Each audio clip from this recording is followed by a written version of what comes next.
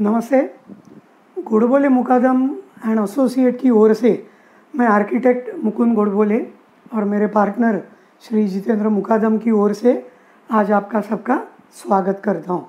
आज के ये छोटी वीडियो का सब्जेक्ट है importance of project feasibility report into the redevelopment project of cooperative housing societies. दोस्तों, ये प्रोजेक्ट फीजिबिलिटी रिपोर्ट क्या होता है एग्जैक्टली?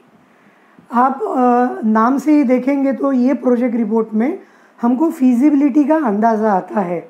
फीजिबिलिटी बोले तो ये प्रोजेक्ट जब भी हम शुरुआत से लेके अंत तक प्रोजेक्ट करते हैं तो उसके यश सक्सेस के बारे में हमको जो जो करना पड़ता है और ये जितने भी पैरामीटर्स आते हैं, ये जो पैरामीटर्स ये प्रोजेक्ट के सक्सेस पे अफेक्ट करते हैं, जो प्रभाव डालते हैं, ये सब पैरामीटर की जो पूरी पढ़ाई है, जो स्टडी है, it is called as a project feasibility report. एकदम देसी भाषा में बोले जाए तो ये प्रोजेक्ट करना है या नहीं है, ये करने लायक है कि नहीं है, ये जिस डॉक्यूमेंट से समझता है that is the project feasibility report. अभी हम देखेंगे कि कौन से प्रकार के प्रोजेक्ट रिपोर्ट होते हैं। दोस्तों, जितने भी अलग अलग किस्म के प्रोजेक्ट्स हैं उसके हर प्रोजेक्ट में ये फीजिबिलिटी रिपोर्ट बनाया जाता है। उदाहरण के तौर से हम लेंगे, कोई इंडस्ट्री है, कोई प्रोडक्ट है, समझो टेक्सटाइल मिल का प्रोजेक्ट करना है, तो वो इंडस्ट्रियलिस्ट को पहले सोचना पड़ता है कि उसका फिनिश गुड प्रोडक्ट क्या है, उसका मार्केट क्या है, उसकी सेलेबिलिटी क्या है। इसकी समझो फैक्ट्री डालनी है तो फैक्ट्री कहाँ डालनी है, जिसका रॉ मटेरियल कहाँ मिलेगा, रॉ मटेरियल सस्ता कहाँ मिलेगा, ये फैक्ट्री के लिए जो मशीनरी लगेगी ये अपने देश में ही मिलेगी या उसको इंपोर्ट करनी पड़ेगी। ये जो प्रोडक्ट है, फिनिश प्रोडक्ट, ये अपने देश में ही बिकेगा या परदेश में उसको एक्सपोर्ट करना पड़ेगा। यदि ये एक्सपोर्ट करना है तो उसकी फैक्ट्री पोर्ट के नज़दीक होनी चाहिए, जिससे लॉजिस्टिक का खर्चा कम हो जाएगा। तो ये सब मशीनरी, हम कितना प्रोजेक्ट अपना ये प्रोडक्ट बेच पाएंगे उस हिसाब से उसको कितनी मशीनरी प्रोजेक्ट में लगानी है, उसकी फ्यूचर प्रोविज़न क्या है, इसका पूरा ब्यौरा लेके अल्टीमेटली ये प्रोडक्ट की उसकी मैन्युफैक्चरिंग कॉस्ट क्या है और मार्केट में क्या बिकेगी, इसकी पूरे डिटेल्स जिसमें रहते हैं, that is the project feasibility report of that industry. हम दूसरा देखेंगे कि जो इंफ्रास्ट्रक्चर प्रोजेक्ट होते हैं, जैसे कि मेट्रो का अपना मुंबई का प्रोजेक्ट है, तो उसमें जो मेट्रो लाइन का नक्शा बनेगा कि मेट्रो कहाँ से कहाँ जाएगी, ये अंडरग्राउंड रहेगी या अबव ग्राउंड रहेगी, ये सरकारी ज़मीन से जाएगी या किसी प्राइवेट ज़मीन से जाएगी। प्राइवेट ज़मीन से जाएगी तो हमको कंपनसेशन देना है, वो ज़मीन खरीदी करनी पड़ेगी, तो वो खर्चा वो अपने को पकड़ना है। उसका समझो कार डेपो आरे में आना है, तो आरे की ज़मीन तो सरकार की है तो उसका ज़मीन का खर्चा नहीं पड़ेगा, मगर ये कांजूर मार्ग में जाएगी तो कांजूर मार्ग में उसमें डिस्प्यूट है तो किसी को उसका पैसा देना पड़ेगा, उसकी भराई करनी पड़ेगी क्योंकि वो थोड़ी सी मार्शी लैंड है। तो ये सब चीज़ें जो है ये प्रोजेक्ट फीजिबिलिटी रिपोर्ट में ध्यान दी जाती है। अभी अपना ये जो प्रोजेक्ट है रीडेवलपमेंट का, उसमें क्या होता है प्रोजेक्ट फीजिबिलिटी में, उसमें सिंपल तरीके से हम देखेंगे तो ये जब ये एग्जिस्टिंग जो बिल्डिंग कोई भी कोऑपरेटिव सोसाइटी की होती है उसको गिरा के जब हम नई बिल्डिंग करते हैं तो उसमें जितने भी पैरामीटर्स है उसका स्टडी है। अभी सोसाइटी के मेंबर्स हैं, उनको ये प्रोजेक्ट रिपोर्ट से क्या एक्सपेक्टेशंस है, तो अभी सोसाइटी के मेंबर जनरली लेमैन होते हैं, बहुत सारे टेक्निकल होते नहीं है, तो इनकी अपेक्षा ये प्रोजेक्ट फीजिबिलिटी रिपोर्ट में एक ही होती है कि हमको additional free of cost area कितना मिलेगा और हमको कॉर्पस कितना मिलेगा। वो बाकी चीज़ों में ध्यान देने को तैयार ही नहीं होते। वो सोचते हैं अरे एक गिरगांव में तो एक चाल है, उसमें एक का 200 फुट का खोली था, उसको अभी 450 फुट मिल रहा है, तो 150 फुट % उसको ज़्यादा मिल रहा है तो हमको भी मिलना चाहिए। तो ये भूल जाते हैं कि लोकेशन वाइज जो फीजिबिलिटी है वो बदली जाती है। आर्किटेक्ट की और पीएमसी की तरफ से हम ये देखेंगे तो उसके दिमाग में प्रोजेक्ट रिपोर्ट के बारे में क्या क्या आता है। तो आर्किटेक्ट पीएमसी सबसे पहले सोचेगा कि ये लोकेशन कहाँ है, उस लोकेशन के अनुसार कौन सी रीडेवलपमेंट स्कीम ये हमारे लिए लायक है, which is the applicable redevelopment scheme. जैसे हम मुंबई आइलैंड सिटी में जाएंगे, आइलैंड सिटी में जो भी पुरानी चॉल्स है, ओके, जो सेस्ट कैटेगरी जिसे बोला जाता है, माड़ा का रिपेयर सेस वो भरते हैं। कभी ना कभी माड़ा ने उनकी चॉल जो है या बिल्डिंग रिपेयर की हुई है, तो जो ये सेस्ट बिल्डिंग है उनको ज़्यादा FSI मिल जाता है। तो उसमें नियम अलग है। सबब में आप जाएंगे तो उसमें नियम अलग है। समझो आपकी बिल्डिंग सबब में भी है और वो इमारत में भाड़ूत है, तो उसके लिए अलग रीडेवलपमेंट स्कीम लग जाएगी। समझो ये कोऑपरेटिव हाउसिंग सोसाइटी है, तो उसको अलग रीडेवलपमेंट स्कीम लग जाएगी, जिसकी वजह से जो हमको ये प्रोजेक्ट में से फ़ायदे मिलने वाले हैं वो अलग अलग होंगे। कोई भी मुंबई में या थाना में हम कोई भी प्रोजेक्ट करेंगे तो उसके जो फ़ायदे हैं ये मुंबई में मिलने वाला थाना में नहीं मिलेगा, सबब में मिलने वाले से ज़्यादा आपको सिटी में मिल सकता है। तो ये आर्किटेक्ट सबसे पहले देखता है कि लोकेशन कहाँ है, कौन सी रीडेवलपमेंट स्कीम लागू हो जाएगी, उसके बाद उसको कितना परमिसिबल बिल्टअप एरिया मिलेगा, कितना FSI मिलेगा, वो FSI में से जो भी हमको मिलेगा उसमें से सोसाइटी मेंबर क्या जो एग्जिस्टिंग एरिया है वो, और उनको जो हम फ्री बेनिफिट देंगे वो देने के बाद कितना एरिया बचता है जो हम बेच सकेंगे, वो बेचने के बाद रेवेन्यू कितना मिलता है और उसके अगेंस्ट कितना खर्चा है, और खर्चा जाने के बाद what is the profit. Now whether that profit is feasible, जो मार्केट ट्रेंड है बिजनेस के उसमें वो गणित बैठता है क्या, नहीं बैठता है। मगर आर्किटेक्ट PMC का ये अनुभव इसमें बहुत इम्पॉर्टेंट आता है कि ये प्रोजेक्ट की फीजिबिलिटी, ये प्रोजेक्ट की प्रॉफिटेबिलिटी कैसे बढ़ाई जाए, उसका डिज़ाइन कैसे बनाया जाए, वो उसके अनुभव पे निर्भर करता है। और उस जितना अनुभवी आर्किटेक्ट PMC होगा वो ये प्रोजेक्ट को ज़्यादा के ज़्यादा तरीके से प्रॉफिटेबल बनाएगा। अभी डेवलपर के हिसाब से हम देखेंगे, उसके दिमाग से सोचेंगे तो डेवलपर बोलेगा कि मुझे ये प्रोजेक्ट में पैसा कितना डालना है और ये पैसा डालने के बाद अल्टीमेटली मेरे को कितना पैसा मिलने वाला है। ये डेवलपर की सोचने का तरीका होता है। आप ये भी चीज़ देखो कि डेवलपर उसका ब्रेक इवन भी देखता है। माने क्या कि जितना टोटल खर्चा ये प्रोजेक्ट में है उसको सेलेबल एरिया से डिवाइड करेंगे तो पर square feet of saleable area उसको घर में कीमत कितने में पड़ रही है। समझो उसको 20,000 रुपया पर स्क्वायर फीट में उसकी ब्रेक इवन आ रही है, तो उसके नीचे वो डेवलपर कोई भी स्क्वायर फीट बेच नहीं पाएगा। उसके नीचे बेचेगा तो उसको लॉस होगा। तो कोई भी उसको बेचना है तो 20,000 रुपये स्क्वायर फीट के ऊपर उसको बेचना है। कि उदाहरण के तौर से मैं ये रेट बता रहा हूँ, तो 20,000 ये उसके घर की कीमत पड़ी ब्रेक इवन। तो हर एक जन का प्रोजेक्ट फिजिबिलिटी रिपोर्ट के देखने के बारे में अलग अलग नज़रिया होता है। जब ये project feasibility report architect PMC बनाता है तो उसके पीछे उसके अनुभव में और भी बहुत सारा स्टडी जो है, एनालिसिस है, वो छुपा होता है। बहुत बार लोगों को वो समझता नहीं है।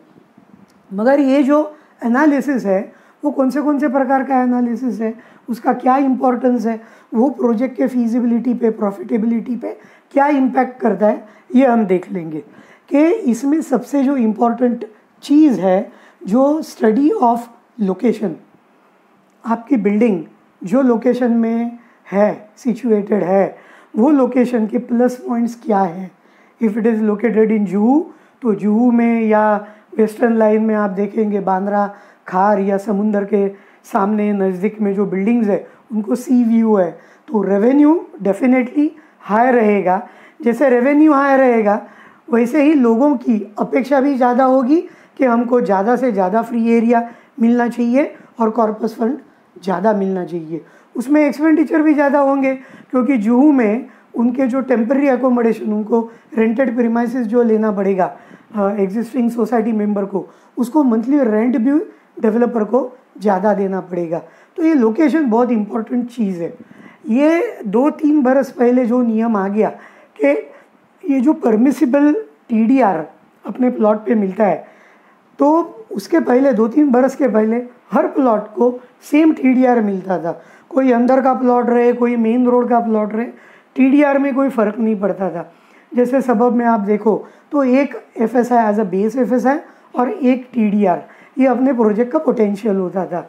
मगर गए जो बीजेपी सरकार थी उन्होंने एक गणित वर्किंग कर दिया कि जिसके प्लॉट के सामने जो रोड है उसके चौड़ाई के अनुसार उनको TDR और प्रीमियम FSI मिलेगा। इसका मतलब ये है कि समझो अंधेरी कुर्ला रोड कि मुंबई से सबसे एक बड़ा रोड है, या लिंक रोड है, या मुलुंड में 90 फीट रोड है, ऐसे बड़े वाले जो रोड है, तो ये बड़े वाले रोड के स्थित जिनके प्लॉट है, जो प्लॉट ये रोड से एक्सेस लेते हैं, उनको प्रीमियम FSI और TDR ज़्यादा मिलेगा। अभी उसके पीछे का रोड है, छोटे के गली में रोड है, तो उसमें 9 मीटर का रोड है, 12 मीटर का रोड है, 15 मीटर का, तो उसको प्रोपोर्शनेटली कम TDR मिलेगा, कम प्रीमियम FSI मिलेगा।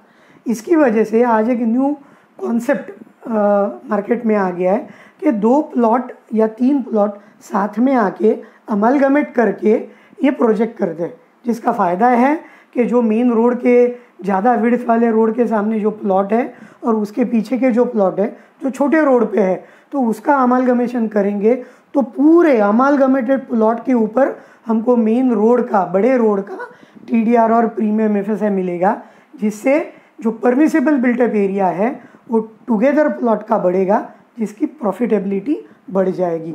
तो ये आर्किटेक्ट PMC को ध्यान रखना है कि ऐसे कौन से पॉइंट्स हैं जिससे ये प्रोजेक्ट ज़्यादा से ज़्यादा प्रॉफिटेबल हो जाएगा।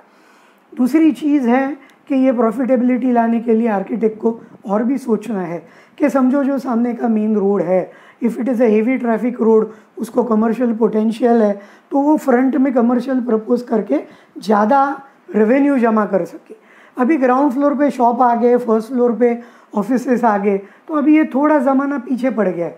आजकल क्या ज़माना है, डबल हाइट के शोरूम्स बन गए, जिससे फर्स्ट फ्लोर का रेट भी आपको ऑफिस के कंपेयर में ज़्यादा मिलता है when it becomes a showroom. तो वैसे टाइप का कुछ शोरूम बनाए तो हमको ज़्यादा फ़ायदा है। तो ये प्रोजेक्ट में आर्किटेक्ट PMC को ये सबका विचार करके हर एक फ्लोर की मीन्स माले की फ्लोर प्लेट कितनी बनेगी, ग्राउंड फ्लोर पे कमर्शियल की फ्लोर प्लेट कितनी बनेगी, वो बेचने के बाद कैसे ज़्यादा से ज़्यादा रेवेन्यू मिल सकता है, ये आर्किटेक्ट को सोचना है। दूसरी चीज़, यदि समझो सिविल एविएशन जोन में है और अपने को लिमिटेशन है, समझो 5 माला 7 माले तक की बिल्डिंग हमको बांधनी है, उस समय जितना ज़्यादा से ज़्यादा फ्लोर प्लेट हम बड़ी कर देंगे, जिससे ज़्यादा का ज़्यादा FSI हम पर फ्लोर कंज्यूम कर पाएंगे, मीन्स ज़्यादा FSI हम बेचेंगे तो हमको प्रॉफिटेबिलिटी होगी। समझो आर्किटेक्ट ने इस पे ध्यान नहीं दिया और जितना परमिसिबल बिल्टअप एरिया है वो ध्यान में रख के उससे रेवेन्यू वर्किंग कर दिए, और कल को प्लानिंग करते समय डेवलपर को ऐसे समझ में आएगा कि अरे इसमें तो 10-15-20% FSI तो कंज्यूम हो नहीं रहा है, means there is a reduction in profitability, reduction in revenue. तो प्रोजेक्ट जो है वो आगे के स्टेप में मीन्स हम आगे जाएंगे और प्रोजेक्ट जो है वो निगेटिव दिखेगा। इसीलिए आर्किटेक्ट को ये सब चीज़ का ध्यान रखना पड़ता है। तो कितने फ्लोर्स आएंगे, अंदाज़ा समझो 12 माला, 13 माला, 14 माला, 1-2 floor plus minus, but he needs to give the information an idea about the proposed building, भले उसका डिटेल प्लान नहीं बना है। ये प्रोजेक्ट फिजिबिलिटी रिपोर्ट में भी 2 प्रकार होते हैं, एक प्रिलिमिनरी प्रोजेक्ट रिपोर्ट और दूसरा जो है जो डिटेल प्रोजेक्ट फिजिबिलिटी रिपोर्ट, जिसको शॉर्ट टर्म में DPR भी बोला जाता है। और ध्यान रखना, ये प्रोजेक्ट फिजिबिलिटी रिपोर्ट कभी भी स्टैटिक नहीं है कि आज ये प्रोजेक्ट रिपोर्ट बनाया तो 4 बरस ही ऐसे ही रहेगा, ऐसा कभी नहीं होता है। This is basically a dynamic one, ये कंटिन्यूसली चेंज होते रहता है। समझो नक्शा सबमिट करते समय रेडी रेट में बढ़ोतरी हो गई, तो जितने भी प्रीमियम हैं ये प्रीमियम में बढ़ोतरी होगी, आपका जो एक्सपेंडिचर है वो ज़्यादा हो जाएगा। इसीलिए आर्किटेक्ट को हर प्रोजेक्ट रिपोर्ट में रिस्क एनालिसिस का भी ध्यान रखना है। कभी कभी ऐसा होता है कुछ फ़ायदा हो जाता है, जब भी अभी ठाकरे सरकार ने एक निर्णय ले लिया कि हर प्रीमियम जो है जो हमको भरना पड़ता है जब भी हम अप्रूवल लेने को जाएंगे वो 50% कर देंगे 31 दिसंबर 2021 तक।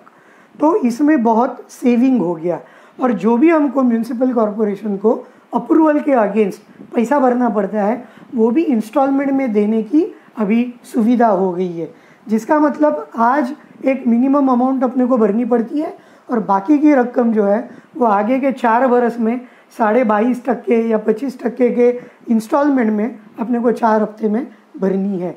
और ये जो है ये सिंपली 8 और 8.5% पर एनम के इंटरेस्ट से कॉरपोरेशन अपने को ये सुविधा देती है। तो ये सुविधा भी अपने को ध्यान रखनी है जब भी हम प्रोजेक्ट फिजिबिलिटी रिपोर्ट बनाएंगे। इसके वजह से जो इनिशियल इन्वेस्टमेंट है, जो कैश फ्लो अपना बनेगा, ये इनिशियल इन्वेस्टमेंट ये टोटल एक्सपेंडिचर का सिर्फ 30 to 35%, 33% ये बन जाता है। तो डेवलपर ये ध्यान रखता है कि समझो 10 करोड़ का एक्सपेंडिचर है, तो मुझे आज के तारीख में जब भी मैं कोई भी प्रोजेक्ट हाथ में लेता हूँ और किक ऑफ करता हूँ, पूजा करता हूँ, भूमि पूजन करता हूँ और प्लिंथ तक कंस्ट्रक्शन करता हूँ, तो मुझे 30 to 33% बेसिक इन्वेस्टमेंट लगने वाली है। आज डेवलपर ये सोचते हैं कि समझो 10 करोड़ के प्रोजेक्ट में मुझे 3-3.5 करोड़ की बेसिक इन्वेस्टमेंट है, तो मुझे ये प्रोजेक्ट करने के बाद ये मैंने इन्वेस्ट किए हुए 3-3.5 करोड़ प्लस 3-3.5 करोड़ आ जाएंगे, तो ये प्रोजेक्ट उसके दिमाग से एकदम सेफ और अच्छा है। प्रोजेक्ट जब भी बड़ा हो जाता है तो ये जो समझो 100 करोड़ का प्रोजेक्ट है, तो 30 करोड़ के सामने उसको 30-35 करोड़ ही प्रॉफिट होना चाहिए, ऐसा कुछ नहीं। 1-2-5 करोड़ प्रॉफिट कम भी हो जाए तो भी चलता है, क्योंकि डेवलपर के पॉइंट ऑफ व्यू से उसके ऑपरेटिव चार्जेस बड़े प्रोजेक्ट में कम हो जाते हैं। तो ये जितने भी पॉइंट्स हैं ये आर्किटेक्ट पीएमसी को अनुभव से पता चलता है।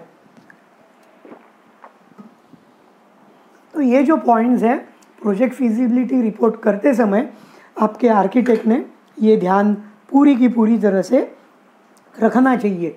दूसरी चीज़, जब ये प्रोजेक्ट करते हैं तभी एक महत्वपूर्ण एनालिसिस अपने को करना है, एक केस स्टडी करना है कि जो एरिया में हम ये नया प्रोजेक्ट करेंगे, नई बिल्डिंग हम बनाएंगे, समझो आज उसमें 50 मेंबर है और आगे चल के कुछ 10-15 शोरूम बनेंगे और 50 एग्जिस्टिंग है, तो उसके सामने और एक 30 एक फ्लैट बनेंगे।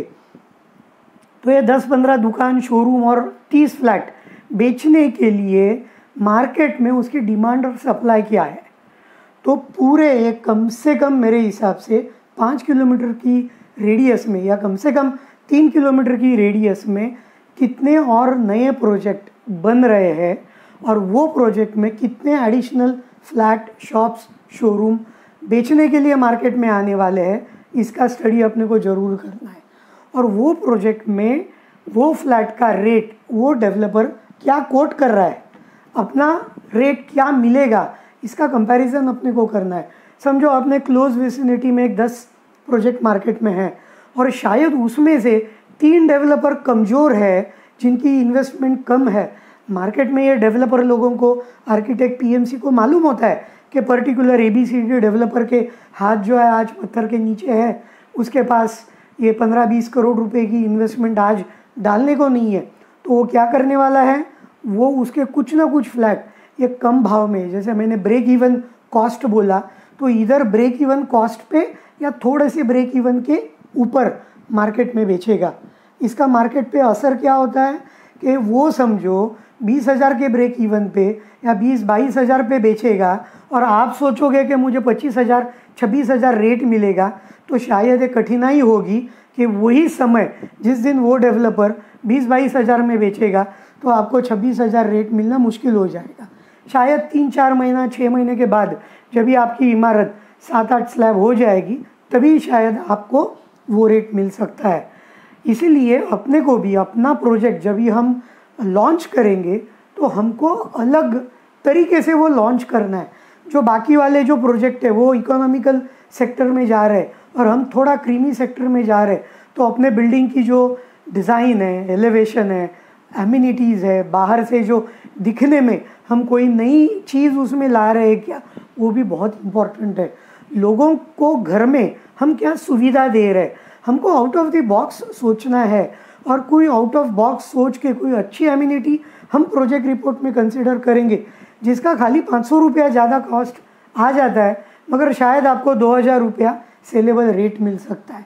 तो ये जो विचार है ये अनुभव से आता है आपके आर्किटेक्ट से। तो अपने को ये मार्केट का जो सिनारियो है वो अपने को डिसाइड करना है, स्टडी करना है। मार्केट में डिमांड सप्लाई क्या है, रियल इस्टेट मार्केट ट्रेंड क्या है, कितने डेवलपर और आने वाले हैं। मुझे एक अनुभव है, ये 2012-13 का समय है, तभी मार्केट बहुत तेज़ी में था, मार्केट में पैसा भी बहुत आ रहा था। तो मुलुंड में हम प्रोजेक्ट कर रहे थे। मुलुंड में मार्केट का सेलेबल रेट ये 10-11 हज़ार के मार्केट का रेडी पोजीशन का था, मगर वेस्टर्न लाइन के बहुत सारे डेवलपर मुलुंड में आए थे और वो प्रोजेक्ट रिपोर्ट में उसका जो रेट है वो कम से कम 14, 15, 16 हज़ार रुपये तक पकड़ रहे थे। इसके वजह से उनकी ऑफ़र जो है ये लोकल मुलुंड के डेवलपर से हायर जाती थी। मगर आप देखेंगे कि उसके बाद में बहुत अड़चनी रियल इस्टेट डेवलपमेंट सेक्टर को फेस करनी पड़ी। नोटबंदी आ गई, उसके बाद में रिसेशन आ गया, रेरा आ गया, जीएसटी आ गया। तो आज के तारीख में भी ये 15-16 हज़ार रुपया ऑन सेलेबल बिल्टअप रेट या 23-24 हज़ार रुपया ऑन योर कारपेट एरिया आज भी मुलुंड में रेट नहीं मिल रहा है। तो मुझे याद है कि जितने भी प्रोजेक्ट मुलुंड में वो समय बने मीन्स शुरुआत हुए थे उसमें 90% प्रोजेक्ट बंद पड़ गए। खाली 5-10% प्रोजेक्ट कंटिन्यू है जिसमें वो कमर्शियल ऑफर रिवाइज हुई है, उसके बाद में ही वो प्रोजेक्ट सक्सेसफुल आगे चले हैं। तो we need to take that in our mind. दूसरी, अपने प्रोजेक्ट की कुछ कमज़ोर कड़ियाँ हैं तो उसको भी हमको ध्यान देने का है। कोई स्लम आजू बाजू में है, रोड छोटा है, कोई बॉटलनेक है, या आजू बाजू में समझो SRA या म्हाडा के ज़्यादा प्रोजेक्ट है तो रेट आपको ज़्यादा मिलने के आसार नहीं रहते, तो रेट वो थोड़े से सैचुरेटेड होते हैं। तो उस हिसाब में आपको ये चीज़ ध्यान में रखनी है कि छोटे से छोटे कॉम्पैक्ट 1 BHK नैनो फ्लैट जितने आप ज़्यादा बेचेंगे वो ज़्यादा फटाफट बिक जाएंगे।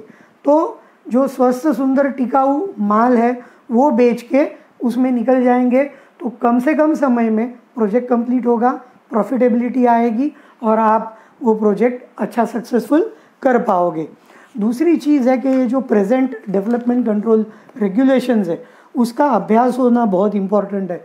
कभी कभी उसमें भी चेंजेस होते रहते हैं और गलत हिसाब से वो प्रोजेक्ट लेंगे और आगे चल के ये प्रोजेक्ट के नियम बदली हो जाएंगे तो प्रोजेक्ट आपका डब्बे में जाने वाला है। मगर एट द सेम टाइम जो अफवाह है, जो रूमर्स होती है कि ये ऐसा आने वाला है, कोई पॉलिटिकल लोग एक मार्केट में पूरी छोड़ देते हैं, गवाह छोड़ देते हैं कि एडिशनल FSI मिलेगा, वो आगे चल के 4-4 बरस मिलता नहीं है। तो continuously you need to check it up कि अर्बन डेवलपमेंट डिपार्टमेंट में उसका क्या स्टेटस है। ओके, तो ये सब चीज़ें अपने को देखना पड़ेगा।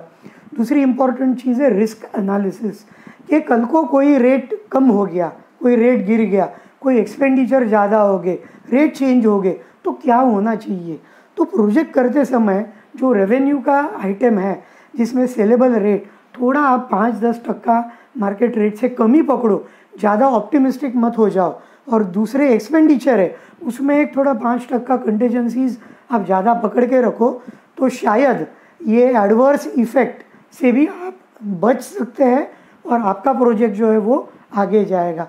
कभी कभी सोसाइटी वाले लोग बोलते हैं सर आप थोड़ा हायर रेट पकड़ो क्योंकि वो प्रोजेक्ट रिपोर्ट मार्केट में जाएगा तो डेवलपर वो देख के हमको अच्छी ऑफ़र कोट करेंगे।